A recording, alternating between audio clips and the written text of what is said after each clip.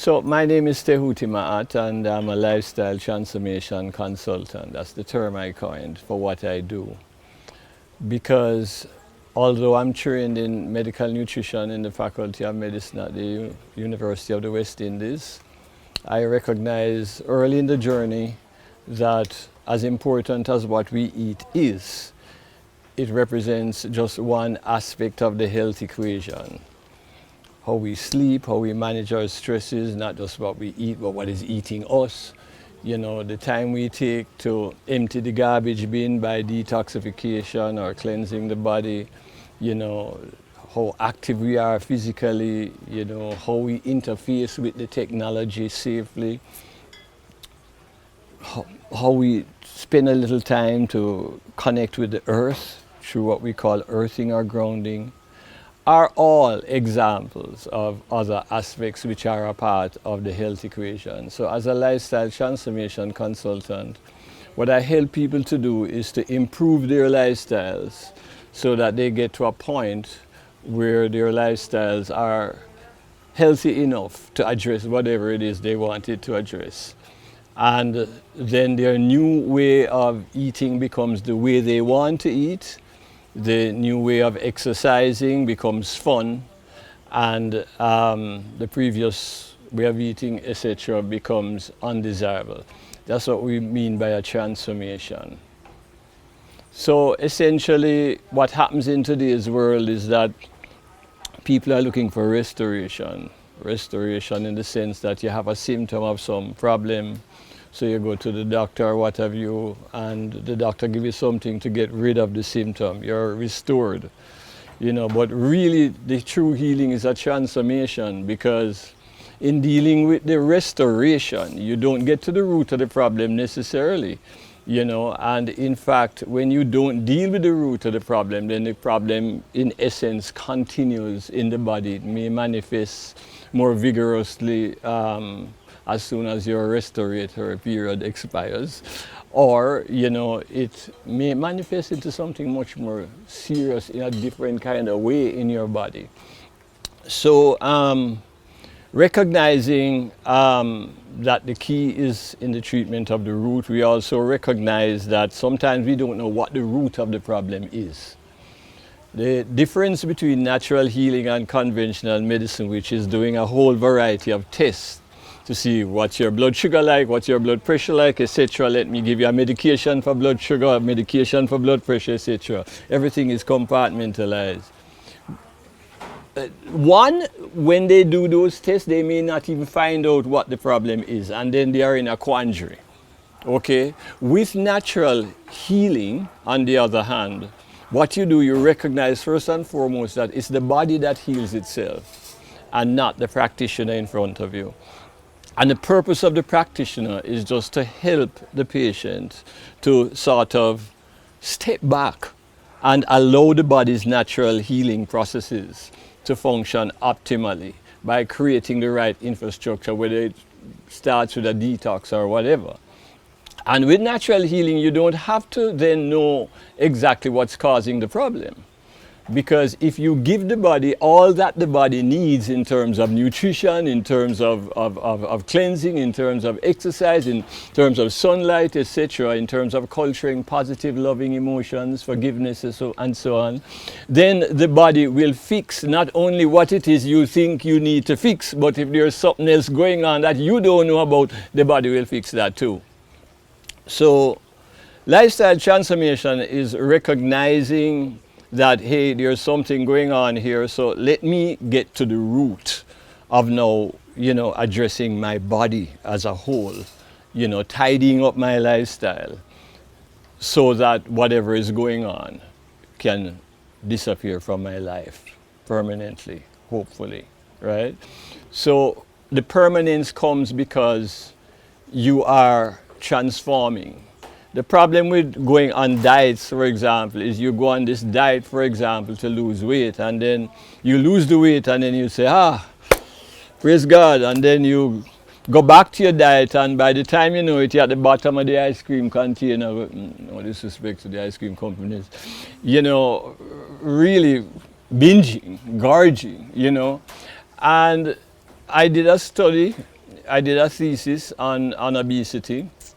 And in that thesis, I had to actually explore all of the major diet plans since antiquity to present day. I had to look at whether weight was lost, how much weight was lost, but most importantly, whether the weight was kept off. And what I discovered is that within 1 year, although almost all of these weight loss plans resulted in loss of weight, within 1 year, everybody in every plan except one not only regained back the weight, but plus some. So we were able to then legitimately or statistically say, you know, going on diets, you know, is a risk factor for obesity or weight gain. We could say to the skinny person, look, if you want to gain some weight, go on a diet. You lose some weight initially, but at the end of it, you know, you'll probably end up gaining, you know, statistically. So we're saying don't die yet. Don't die yet, yeah? So essentially, the group that was the exception to the rule, which were called the successful losers, were a group who fell in love with the new way of eating and the new way of exercising, you know, and they could hardly wait to get up to exercise in the morning, you know, and you know, their whole lifestyle shifted towards the enjoyment of the process, and the thought of going back to eating in the exact way that they ate before was distasteful, okay? So they transformed. And so we say that, especially when we're talking about chronic diseases, which are fundamentally lifestyle diseases, the heart disease, the strokes, the diabetes, the autoimmune conditions, you know, the arthritis, all of the major public health stuff. Even things like viral attacks, which are, you know, based on overpowering you because your immune system is compromised. You know, all of these things ideally call upon us to transform some aspect of our liberty. No, well, you know, so there are some people who do the detox in a very structured way, and they will come for a consultation first, and then we design the detox specifically to suit their needs. It doesn't mean they can't eat while they're drinking the juices, you know. In fact, most people can eat, it's just that they can't eat the chicken and the fish or the things which are going to lay heavy burdens on the digestive system, because detoxification is based on putting aside the digestive system or toning it down so that we can use the energy that's normally allocated towards digestion, towards immune enhancement. So it's an energy trade-off. That's what happens. So if you're eating, you know, heavy foods and so on, which burn the digestive system, it's kind of like trying to sweep some garbage through the back door while somebody else is sweeping it through the front door, into the front door. It doesn't work.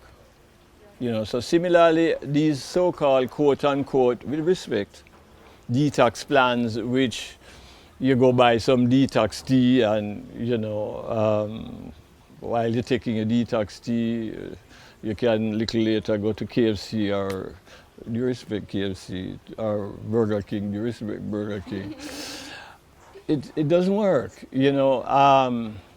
And this is why people used to fast. You know, fasting is an elementary, basic form of detoxification. And detoxification is also a process that calls on us naturally when we are not well. You know, if you look at the dog, for example, the dog, you know, when it's sick, stops eating. And in fact, most people only recognize that the dog is sick when the dog stops eating the food, right? And then if you follow that dog will go out there into nature and starts to munch on the bushes. And that's where herbs come in. Herbs are the most concentrated source of healing in the plant plant kingdom. All our pharmaceuticals are based on herbs. But what herbs do to the body and what pharmaceuticals do to the body is two different things, you know. So essentially, when we talk about lifestyle transformation, there's a process in going through it, you know, and it's a natural process. And the first process has to be usually involved in some kind of cleaning up. It makes perfect sense to remove the garbage in the gut first before putting in the healthy food. So instead of having healthy food sitting on top of a garbage heap, you know, then you clear the garbage heap first so the body can utilize the healthy foods. So detoxification really is coming from the word toxin. And a toxin is simply anything inappropriate inside of the body. So the detoxification is the removal of toxins or the removal of inappropriate substances from the body. And the World Health Organization and so on have pretty much, you know, understood and articulated in their own ways that, you know, a lot of these chronic diseases that you see around us are essentially there because of a buildup of toxicity in the body. So different conditions will have different toxins. For example, you know, arthritis, you know, high acidity in the body. Same thing with GERD, high acidity, acidosis, too much acidity. Breast cancer, high estrogen in the body. Cysts, high estrogen in the body. Fibroids, high estrogen in the body. Endometriosis, high estrogen in the body. You know, prostate cancer, high testosterone. And I could go right down the list, you know, of every condition. So the whole purpose of detoxification is to put the body through a very natural process where you stop polluting the body. And whilst you're having the purest juices and maybe foods too, depending, then you are exercising so as to encourage your circulation so that your two waste treatment plants, your liver and your kidneys, can function optimally. You are sleeping appropriately so that the body gets a chance to heal, because we heal during stage 4 sleep fundamentally. So as we are having a conversation now, there's minimal healing going on in our bodies. It's when we get to deep stage 4 sleep that the body heals. That in and of itself is a statement that profoundly speaks to the importance of sleep. Okay? Sunlight, you know, the immune system, which is our army, our fighting system, has a variety of soldiers, of which one of them is the T cell. The T cell roams around the body and looks for anything unnatural, you know, and then it produces chemicals if it sees something unnatural that neutralizes them, you know, and then flushes it out of the body. For those T cells to do the work, to be activated, they need vitamin D, which is formed in the skin from sunlight, you know. Vitamin D or sunlight also has many other benefits on the body, you know, and one is it produces the production of a chemical in the brain called serotonin, which reduces psychological stress. So you actually have a better mood once you're getting some sun on your skin. You know, also sunlight on the skin during the day, by processes which we don't quite understand as scientists, results in more melatonin formation in the brain at night, and melatonin is important to help us to sleep deeply. Melatonin is also important in terms of helping us to regulate our hormones. So that estrogen that I was talking about that can lead to the fibroids and so on, or the testosterone which can lead to the prostate enlargement, can be kept in check. Okay? So how do we even recognize that we need to detox? There are red flags, you know. One, you can have lethargy, unexplained lethargy. You know, you've been eating, you know, you're not particularly stressed, you've been sleeping, but you're just tired, you know. That is a red flag, because it could be an overworked and underfed immune system that's struggling. So it's taking your energy. It's saying, no, I can't give you the energy to play the football or the netball, you know, because I need the energy to heal. you know. Two, if your body has, you know, an unpleasant smell, if you, for example, are going to a bathroom and as you're approaching the bathroom, somebody comes out, and then as you get to the door, you have to take a U-turn. Then the person who came out needs a detox. You know, if you're speaking to somebody and they have to step aside because of the pungency of your breath, or you raise your arm on a bus and then people have to be shifting, all of these are indications that you need to detox. If your child uses the bathroom and then at the end of it you have to bring some spray and spray inside here, your child probably needs some kind of a detox. So, you know, that's another red flag. A third red flag is if you have joint issues, joint pains. You know, that's one very clear indication of a detox because of acid buildup in the body. With a detox, you want to alkalize the body and get rid of the acidity. And then if you have that swelling, as I would call it, on the waistline, that is a very powerful indication that one needs to detox. If your skin has seen better days, you know, that's an indication. You know, when you detox, the skin starts to glow. You know, I can actually look at clients after the quote-unquote detox period when they're coming into my office and tell whether they actually did the detox or not just by looking at the skin. They have this glow. And there are other factors. So, you know, once we have identified that, you know, something is going on, or it's just time, you know. I mean, if you're in a house and you're constantly filling the garbage bin and you refuse to take it outside, you know, for it to be transported away, then you're going to have a problem at some stage. It's going to catch up on you. So after a while, you know, people need to just address the body. This is what old-time people used to do in Jamaica, where they wash out, as they used to call it. You know, they used to take semi-contract herb, which I have here in the garden, and they used to boil it as a tea or, you know, give you with milk and all that sort of stuff. And then it used to clean us out. Modern day, what's that? You know, so some kind of regular household cleaning needs to be done, because in olden days they never did it because you were ill, you know. It was a routine procedure to prevent your becoming ill, to keep you healthy, because they recognize the importance of just cleansing the body. So with the detox, you know, you can detox using a variety of juices. You know, like a juice can be like a coconut water-based juice, which could have some lime squeezed in it, which could have some lemongrass in it. Lemongrass is a very healing herb, which is great for your immune system because of the citral that's in it. You could have some Irish moss in it. And such a juice in our space, in our cafe, is called sea moss lemony. We also put a little flaxseed. And that's refreshing, cleansing, and it's also nutritious because it's bringing in that omega-3. The Irish moss is giving you great fiber to move the stuff through your gut.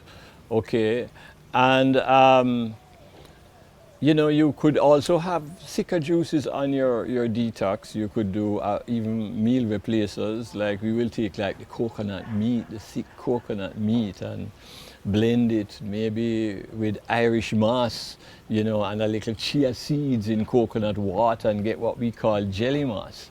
Or, you know, we could probably do a nut milk where we soak nuts like Brazilian nuts, walnuts and so on overnight, and then we rinse them and put them in the blender with coconut water and blend it and strain it to a fine sieve, which we call a nut milk bag, which we actually make those bags here. So, you know, the whole idea is to prepare a set of juices which taste good. Yeah, very important. You know, and which will over time help the body to just press that reset button, so to speak.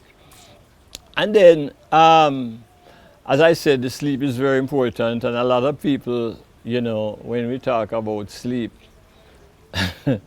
it's kind of misunderstood, you know, because the technology, one, has kept us awake for much longer than we should oftentimes. I mean, if you go to the country to Mass Jim, he has his little oil lamp, and you know, 7, 8 o'clock, it's getting dark, and turns out that lamp and it's pitch black darkness. Maybe a few penny is around.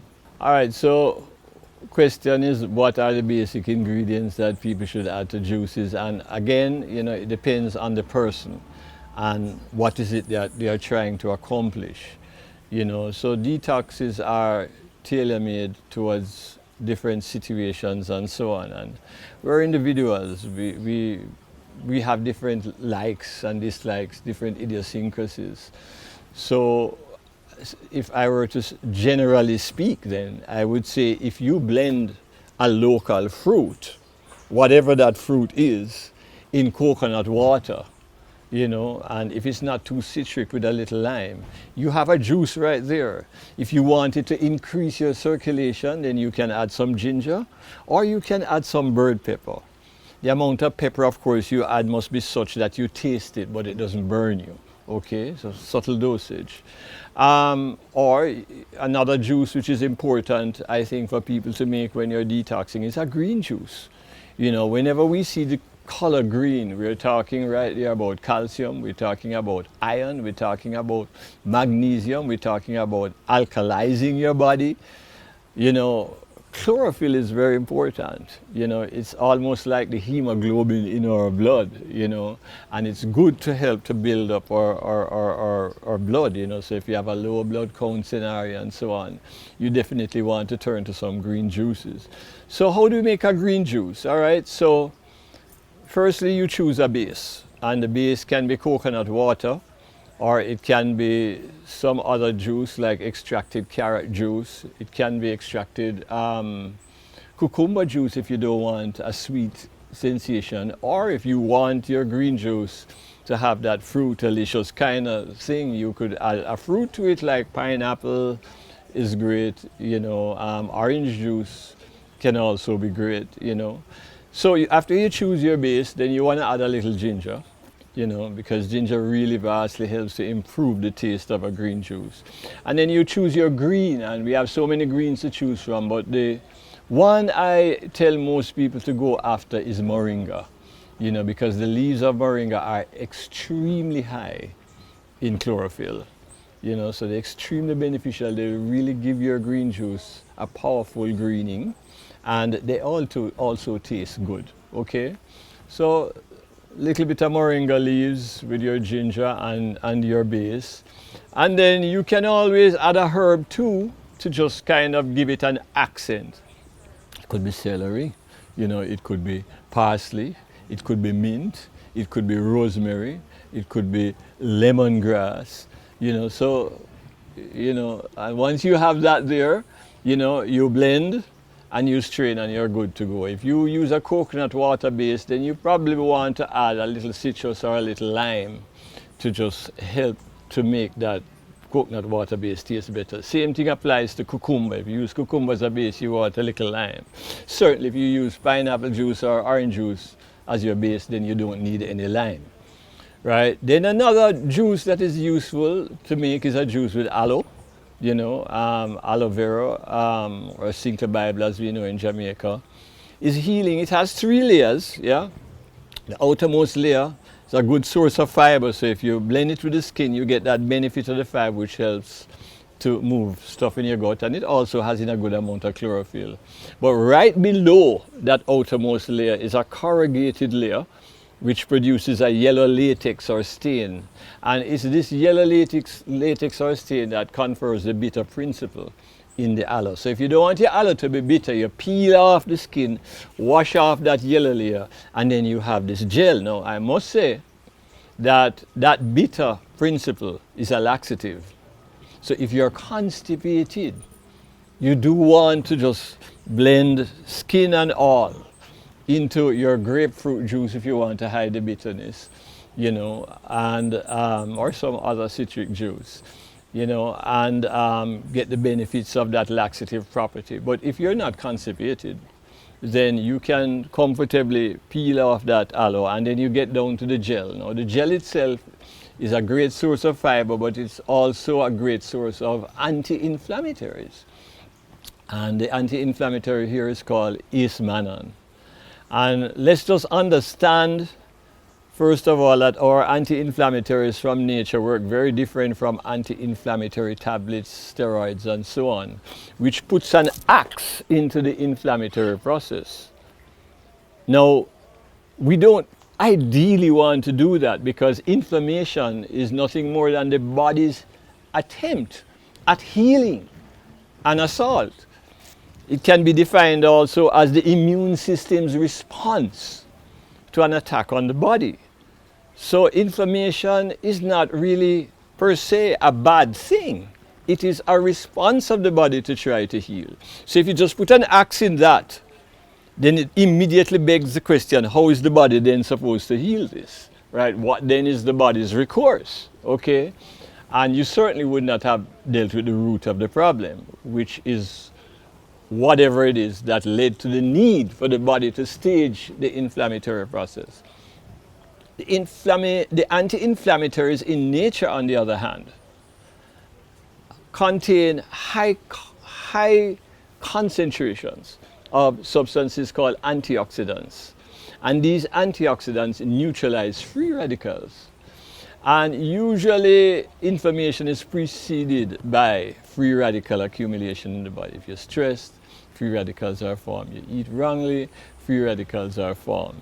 You know, you lack sleep, free radicals are formed, and so on. So we need these antioxidants, you know, to neutralize the free radicals and thus suppress the need for the body to having to go through an inflammatory process. So the turmeric, for example, the guinea hen weed, all these are anti-inflammatories. They are working not by putting an axe in the body's need to stage inflammation, but by treating some of the very things that calls upon the body for the need to start the inflammatory process. So you can blend your aloe, you know, with a little mint, you know, to make it taste nice, in a little coconut water. And once you have rinsed off that bitter principle, it just tastes like some nice, tasty, minty coconut water, which is very refreshing. Or you can blend some grapefruit juice with the aloe, especially if you're going to have to blend the skin inside of it. What we also do is we also draw on the cactus tuna, Opuntia tuna, which is something a lot of country people tend to use to wash their hair. But it's excellent, you know, as an anti-inflammatory also. So just cutting a piece of tuna with the aloe, you know, and blending in coconut water does nothing to change the flavor, because the tuna really has no flavor. So it's just a pleasant drink, and then you get two anti-inflammatories working together, you know, to deal with so many conditions which are based on inflammation. And then, you know, as I said, they are meal replacers, because one of the things that happen on a detox is that people get hungry, you know. And it's not that they can't, as I said, eat foods, but the type of foods that they may be craving for, you know, the meats, the rice and peas and the crackers and the cookies and the snack items and so on. No, right? We went through why already. So, you know, essentially you want to be able to, you know, have a meal replacer there that just sort of quiets the body down and fills you up without compromising your cleansing or your healing. And, you know, we draw on things like the coconut meat, you know, and as I said, nuts which are pre-soaked, raw of course, and make milks out of them. So, you know, after detox is a process of rebuilding, where we now start to eat very, very healthy foods. You know, the healthiest that we can put our hands on. We keep the exercise there and so on, and we try and develop the healthiest possible lifestyle, which is still not us necessarily, but it's just the process that immediately follows the detox. And during that process, you're sort of saying to yourself, oh, I like this one, so I'll keep this, I'll run with this. Oh, well, that one I can leave that one behind, and so on and so forth. And then there would have been some good stuff that you started with before you did the detox that keeps you alive. You're going to carry those too with you when you're moving into the next step, which is maintenance, by the way. So in your maintenance, you're carrying the things from the detox which you enjoyed with the good things you used to enjoy before. But some of those bad things which you find absolutely essential, you may carry them with you on your transformative path as well. Yeah, there are some things that some people say, oh, I can't let go this one. So you can legitimately carry it, but then you carry it in the context of a healthier lifestyle and healthier foods. So for example, if you want to say, okay, boy, I can't leave out that piece of pork or what have you. So then you ask yourself, okay, that's fine, but what does this mean? Are you going to exercise 15 minutes more every day to just start to help the body to flush out the residues?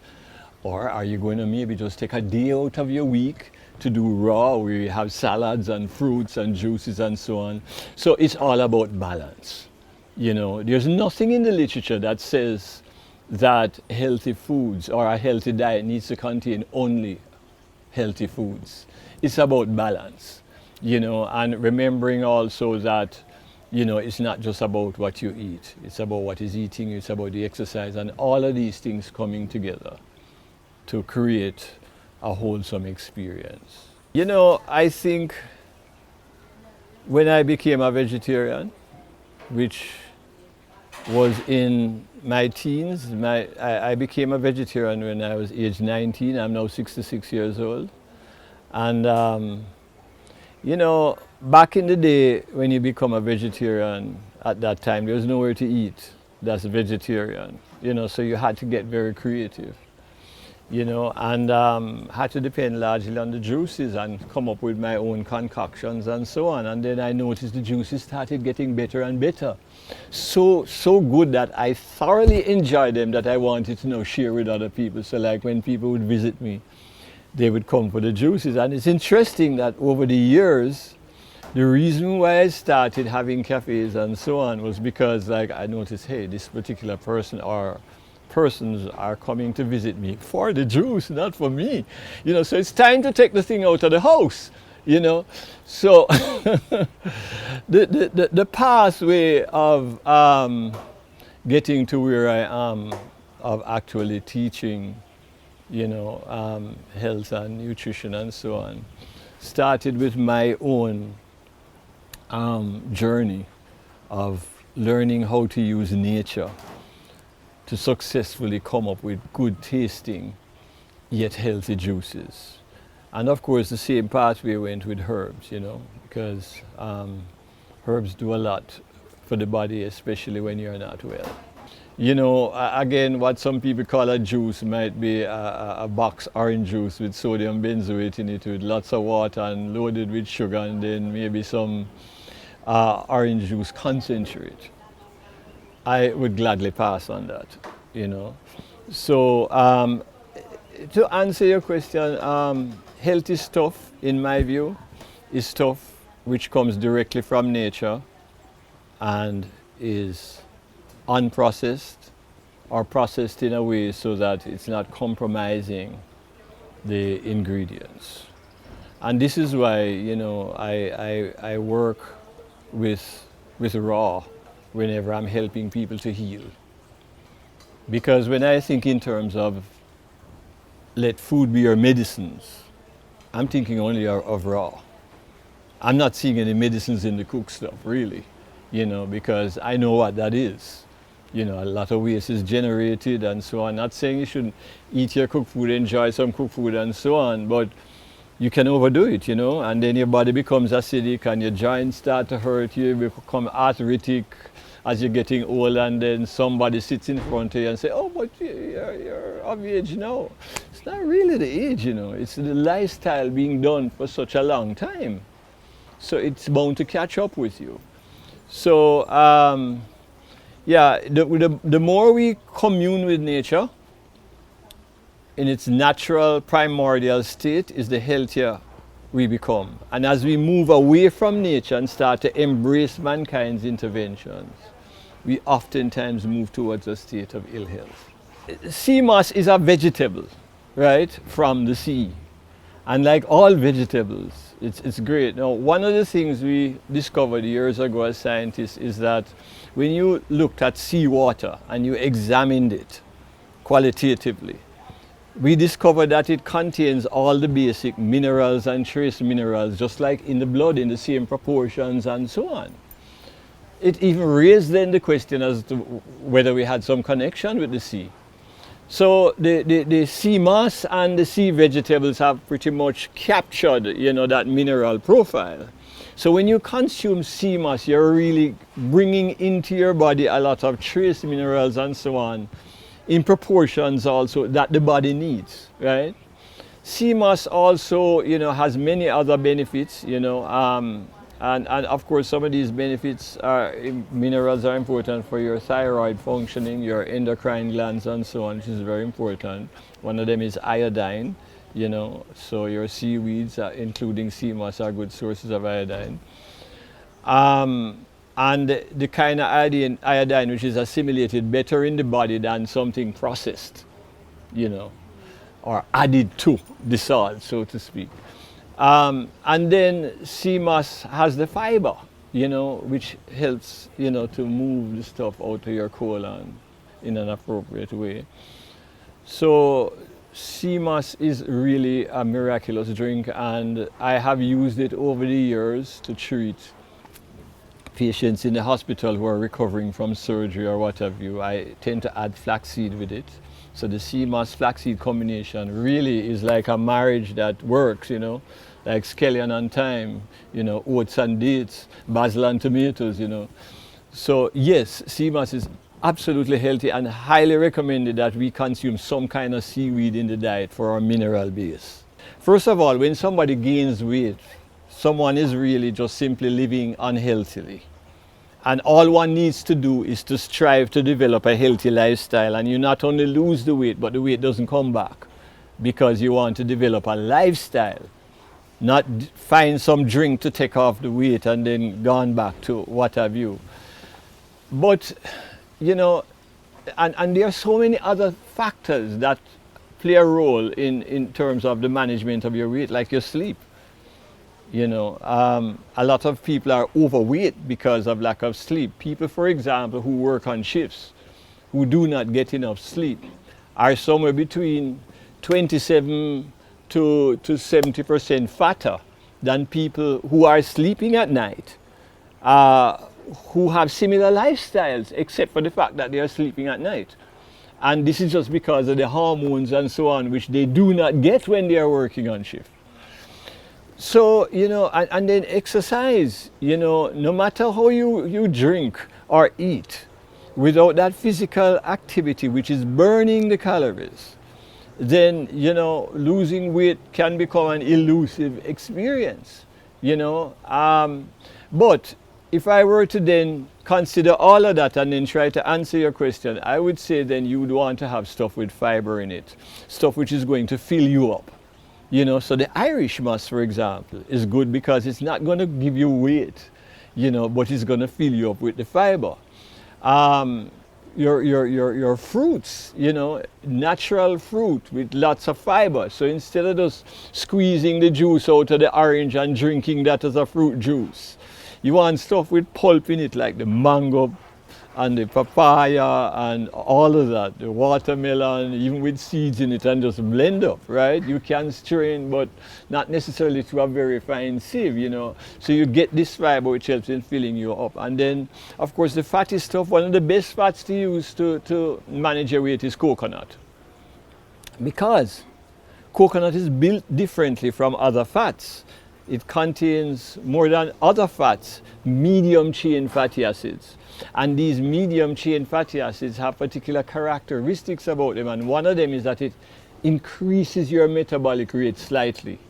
Now, your metabolic rate is your body's ability to burn calories. Some people, they come into life, no matter how much they eat, they remain slim. because they have a high metabolic rate, which burns off whatever is coming in. And then you have other people who, they might say to you, they just smell the food and it seems as if the bones are piling on. You know, they have a low metabolic rate. So, you know, what's good for the goose is not necessarily good for the gander. You have to find your own situation. You have to recognize that if you and your partner gets up in the morning, exercises on the same track, eat the same breakfast, rendezvous back at lunch, eat the same lunch, come back at dinner, eat the same dinner, he may lose 3 pounds, you may gain 1, you know, because of the difference in your metabolic rate. So when you eat things like coconut, it'll step up your metabolic rate just a little bit. And the other thing, of course, it has lots of fiber, so it fills you up, you know, and then replaces that other meal, you know. So, you know, also coconut tends not to be stored in the body as fat. You know, it tends to go straight to the liver where it's burnt as an energy source. So in this way it behaves again a little bit differently from other fats too. I think we need to consider the fact that eating does a lot for our bodies, right? One, it brings fiber in the body, and fiber is very important. Okay, you have some detoxes, for example, I won't call names, you know, where you're drinking something like lemonade, for example, for 12 days, but then you might have to need an enema bag or something, because the fluid alone is not going to clear out the stuff, and then you find there's nothing going on in your bathroom. You know what I'm saying? So when you put in the fiber, you know, the papaya meat and the mango meat and all these kind of things, you know, and you know, the star apple and the grapefruit and the Otaheite apple and so on.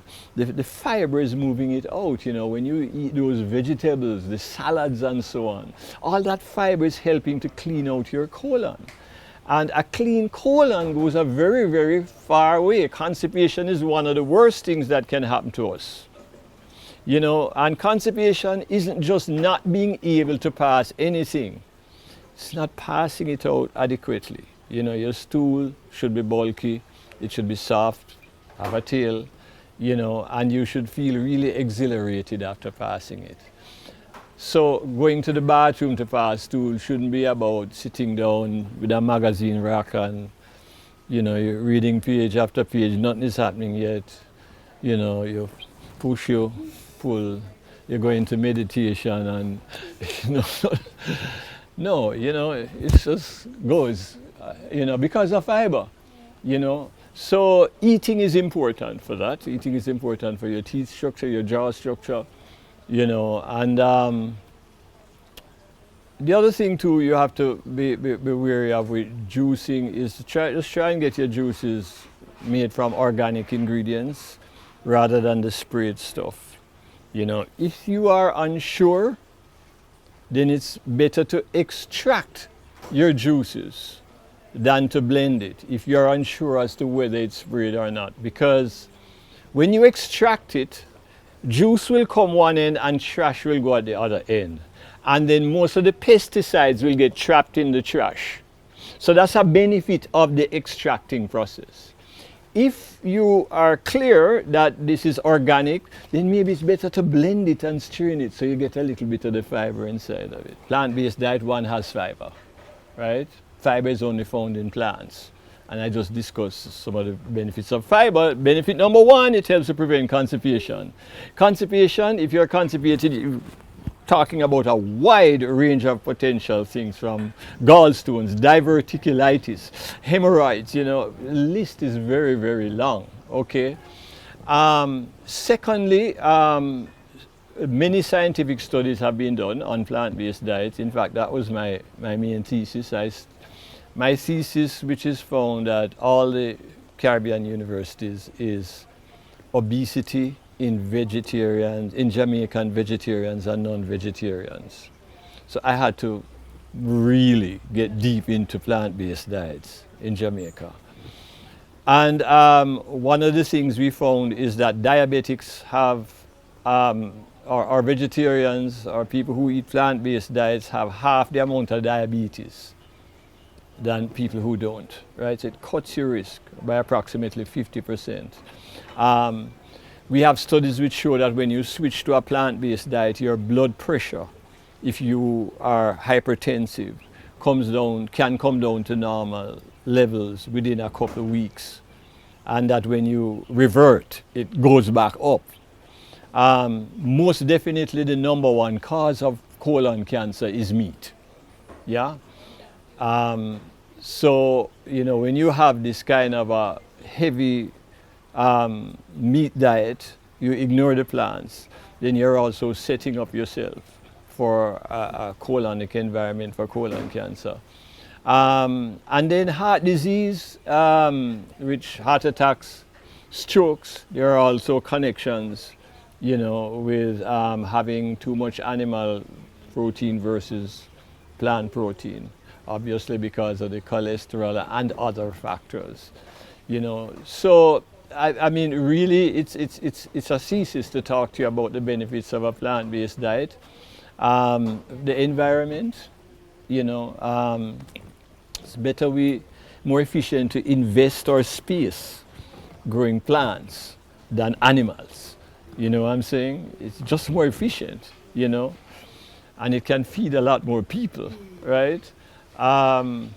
So essentially, we should have a diet which is largely plant-based, and nutritionists on the planet are saying that the maximum amount of meat we should consume is a deck of cards per day, which I recommend half of a deck, actually, personally as a nutritionist.